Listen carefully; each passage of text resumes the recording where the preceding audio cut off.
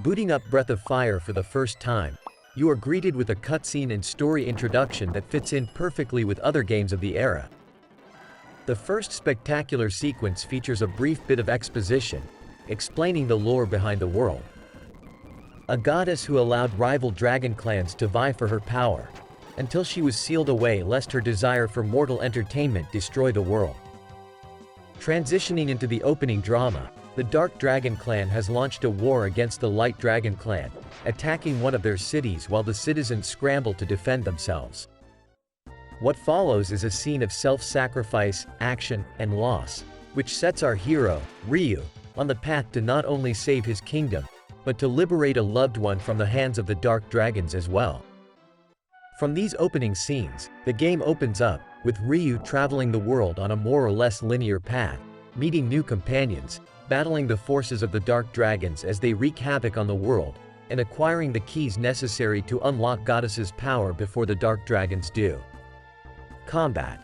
Stepping into the overworld for the first time, you'll be greeted by a standard JRPG template. Random encounters on a world map with 2 rows of combatants lined up against each other for turn-based combat. Our starting character, Ryu, begins the game as a simple warrior, relying on basic attacks, magic attacks, and the occasional counterattack to deal damage to the monsters that assail him. Early enemy encounters can pack a dangerous punch, as some mobs thrown into the mix at the beginning can kill Ryu if you aren't careful.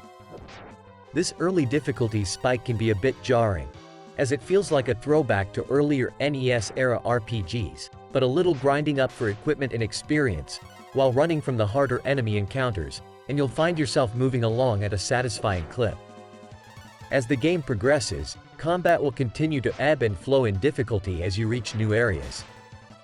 Monsters in Breath of Fire often hit hard and fast, forcing you to carefully manage your magic points on the healing characters you eventually acquire, along with keeping a healthy stock of healing items at your disposal. In general, however, combat is strategically a basic affair.